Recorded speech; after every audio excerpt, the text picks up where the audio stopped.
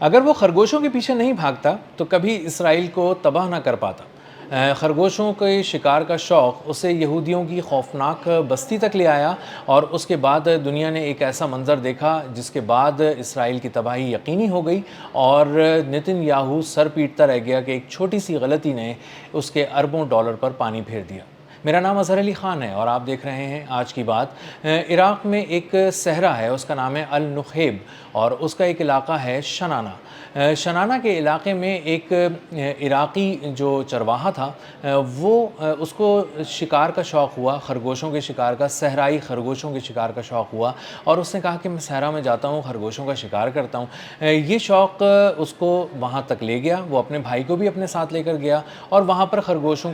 کو ڈھونڈنے لگ گیا۔ جو صحرائی خرگوش تھے بڑی مشکل سے اس کے ہاتھ آئے، اور اس نے اس کو دیکھا اور اس کے پیچھے بھاگنا شروع کر دیا۔ بھاگتے بھاگتے وہ ایک مقام پر پہنچا جہاں پر اس کو محسوس ہوا کہ اس کے سر پر کچھ منڈلا رہا ہے۔ اس نے غور سے دیکھا تو وہ ایک ڈرون تھا جو اس کو مسلسل اس کی نگرانی کر رہا تھا اور اس کے سر پر اڑ رہا تھا۔ خیر وہ ایک عام سا چرواہا تھا، اس نے اتنی کوئی دلچسپی نہیں ظاہر کی، اس نے کہا ہوگا کوئی ڈرون۔ وہ خرگوشوں کے پیچھے چلا گیا اور مزید ان کو ڈھونڈنے کی کوشش کرنے لگا۔ تھوڑا اور آگے گیا تو اس کو اندازہ ہوا کہ وہ ایک ایسے مقام پر پہنچ گیا ہے جہاں پر دور دور تک فوج ہی فوج کھڑی ہوئی ہے، اور یہ فوج کچھ پرائی سی لگ رہی تھی، یہ اپنی عراقی فوج نہیں تھی۔ یہ ابھی وہ سوچ ہی رہا تھا کہ اس نے دیکھا کہ بہت سے ہیلی کاپٹرز یہاں پر اڑ رہے ہیں، کوئی اڑان بھر رہا ہے، کوئی اس وقت لینڈنگ کر رہا ہے، اور بہت ہی گہما گہمی ہے اس سارے فوجی اڈے پہ، اور یہ باقاعدہ ایک بہت بڑا فوجی اڈا بنا ہوا ہے۔ ابھی وہ یہ سب کچھ دیکھ ہی رہے تھے کہ ایک فوجی گاڑی بہت تیزی سے ان کی طرف آئی، اور اس میں سوار جو اہلکار تھے وہ صحرا کے جو ریت ہوتی ہے اس کی رنگ کی فوجی وردیاں انہوں نے پہنی ہوئی تھی۔ وہ نیچے اترے اور انہوں نے اس سے بہت سخت لہجے میں سوال کرنا شروع کیے۔ جو لہجہ تھا وہ عربی وہ عربی زبان رہے تھے، لیکن وہ عراقی ایکسنٹ نہیں تھا، وہ لب و لہجہ تھا جو جیسے عربی بولی جاتی ہے شام کی طرف، فلسطین کی طرف، یا اسرائیل کے قریب کی طرف۔ تو یہ جو لہجہ تھا اس نے انہیں تھوڑا سا مشکوک بنایا ان فوجیوں کو، اور اس نے کہا یہ ہماری ملک کی فوجی نہیں ہے، نہ ان کی وردی ویسی ہے، نہ یہ دیکھنے میں ایسے لگ رہے ہیں، اور نہ ہی یہ جو لہجہ ہے ان کا وہ بالکل اس طرح کا ہے جیسے عراقی لہجہ ہوتا ہے۔ انہوں نے بہت دیر جب سوال کر لیا اور مطمئن ہو گئے کہ یہ عام سے چرواہے ہیں، تو ان فوجیوں نے کہا کہ تم یہاں سے فوری طور پہ واپس چلے جاؤ اور یہاں نظر نہیں آنا، اگر تم نظر آئے تو پھر تمہیں ہم گولی مار دیں گے۔ یہ سخت لہجہ سن کر وہ واپس پلٹے، لیکن اس کے دل میں کہیں نہ کہیں یہ بات آ گئی تھی اس چرواہے کے کہ یہاں پہ کچھ عجیب اور کچھ مشکوک ہو رہا ہے اور مجھے اسے رپورٹ کرنا چاہیے۔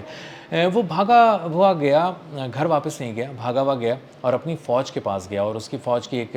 بیس کیمپ پہ پہنچا، اور اس نے کہا کہ میں نے کچھ عجیب قسم کے فوجی دیکھے ہیں، کچھ عجیب سے چہرے تھے، عجیب سے لہجے تھے، وہ کچھ عجیب ہی طرح مجھ سے سوال کر رہے تھے، اور ان کا لہجہ بہت سخت تھا، عموماً اس طرح سے ہمارے فوجی ہم سے بات نہیں کرتے ہیں۔ تو جب پوچھا ان سے عراقی فورسز نے کہ یہ تم نے کہاں دیکھا، تو اس نے کہا النخیب میں نے دیکھا ہے، اور یہ شنانہ کا علاقہ ہے، تقریباً 50 کلومیٹر دور ہے۔ تو انہوں نے کہا اچھا ٹھیک ہے، تم چیزیں درج کرا دو اور چلے جاؤ۔ وہ تمام تفصیل بتا کے جب وہ لکھ لی گئی تو وہ چلا گیا۔ اس کے بالکل اگلے دن ایک اور صاحب آئے، وہ بہت پریشان تھے، ان کا چہرہ اڑا ہوا تھا، اور وہ کہہ رہے تھے کہ میرے بیٹے کو مار دیا ظالموں نے، صحرا میں مار دیا۔ تو انہوں نے کہا کیا ہوا معاملہ؟ انہوں نے کہا کہ شنانہ میں 50 کلومیٹر النخیب میں کی طرف وہ گیا تھا میرا بیٹا، اور وہ گاڑی میں سوار تھا، اور اس کی گاڑی کو بھی بم مار کے تباہ کر دیا گیا ہے اور اسے بھی قتل کر دیا گیا ہے۔ غالباً امریکی فوجیوں نے اس کو مار دیا ہے۔ تو عراقی فوجیوں نے کہا کہ یہاں تو امریکی فوجی نہیں ہے، امریکی فوجیوں نے یہاں کیسے مار دیا؟ تو خیر وہ اپنا رو دھو کے اور اپنی رپورٹ اس نے تھانے میں لکھوائی اور وہاں سے وہ چلا گیا۔ اس کے بعد عراق کی فوج نے اپنا ایک جو مانیٹرنگ ٹیم تھی اس کو بھیجا اور کہا کہ ذرا دیکھ کر آؤ کہ وہاں کیا صورتحال ہے۔ جب وہ لوگ اپنی ایک گاڑی میں وہاں گئے تو انہوں نے دیکھا کہ وہاں پر تو